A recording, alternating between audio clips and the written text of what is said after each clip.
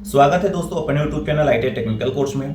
दोस्तों बहुत सारे स्टूडेंट आईटी में एडमिशन लेना चाहते हैं और फॉर्म भी भर देते हैं, मगर उनको ये नहीं पता होता कि डॉक्यूमेंट्स वेरिफिकेशन के टाइम पे क्या क्या डॉक्यूमेंट्स लगता है, आपको किसकी किसकी फोटो कापी लगती है, कौन कौन से डॉक्यूमेंट ओरिजिनल ले जाने पड़ते हैं। सारी चीज़ आपको आज जानकारी मिल जाएगी।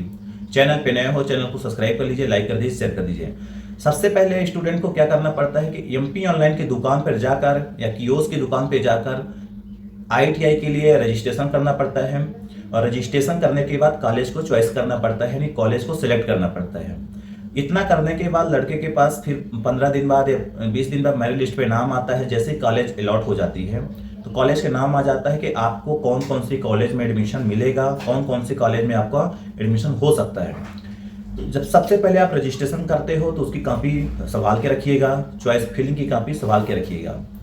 फिर इसके बाद जब मेरिट लिस्ट पे नाम आता है तो मेरिट लिस्ट के जब नाम आता है तो वो भी प्रिंट आउट आपको लगाना पड़ता है, वो भी रखना पड़ता है। तो सबसे पहले आपको जो रजिस्ट्रेशन कार्ड है, रजिस्ट्रेशन किए थे, उसकी कॉपी होना जरूरी है। फिर इसके बाद जब आपका कॉलेज में नाम आ जाता है, अलॉट हो जाती है कॉलेज, तो वो भी डॉक्यूमेंट में आपको लगाना पड़ता है, नहीं उसकी कॉपी लगानी पड़ती है।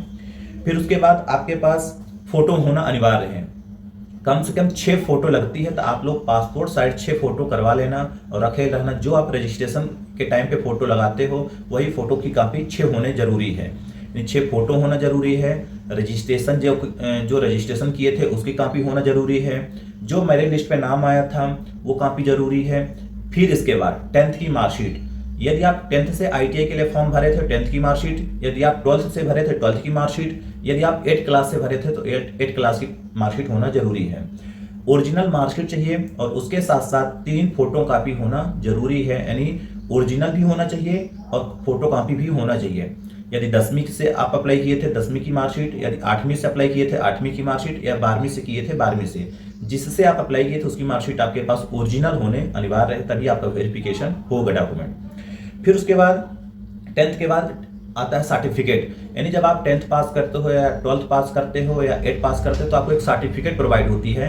वो सर्टिफिकेट भी होना अनिवार्य है ओरिजिनल, उसकी भी 3 कॉपी आपके पास होना चाहिए, यानी जो 10th के बाद सर्टिफिकेट मिलती है उसकी फोटो कॉपी 3 होना अनिवार्य है। फिर इसके बाद आपके पास टीसी होना चाहिए, यानी जो ट्रांसफर सर्टिफिकेट होती है टीसी, उसकी फोटो कॉपी और टीसी ओरिजिनल होना, तभी आपका वेरिफिकेशन डॉक्यूमेंट होगा। फिर इसके बाद टीसी के बाद करेक्टर सर्टिफिकेट एक मिलता है, जहां से आप 10th या 8th क्लास या 12th क्लास करते हो तो वहां से आपको करेक्टर सर्टिफिकेट मिलता है, वो भी होना अनिवार्य है। फिर इसके बाद आपके पास एक स्वास्थ्य केंद्र या हॉस्पिटल से एक मेडिकल बनवाना पड़ता है कि हम किसी भी प्रकार के विकलांग नहीं है, किसी भी प्रकार के टूट फूट नहीं है, हम स्वस्थ हैं, हम आईटीआई कर सकते हैं, वर्कशॉप में काम कर सकते हैं। तो आपको एक छोटा सा मेडिकल टेस्ट करा के मेडिकल सर्टिफिकेट भी प्रोवाइड कराना पड़ता है। फिर इसके बाद आपकी यदि कास्ट है एसटी, एससी, ओबीसी या ईडब्ल्यूएस के हो तो आपको जाति प्रमाण पत्र भी देना पड़ता है। फिर इसके बाद यदि निवास प्रमाण पत्र, फिर आय प्रमाण पत्र, आपको मूल निवासी यानी डोमिसाइल, इनकम सर्टिफिकेट यानी आय प्रमाण पत्र और जाति प्रमाण पत्र, ये तो कंपलसरी है, आपको मालूम भी होगा। इसकी ओरिजिनल कॉपी और इसकी भी 3-3 फोटो कॉपी होना अनिवार्य है।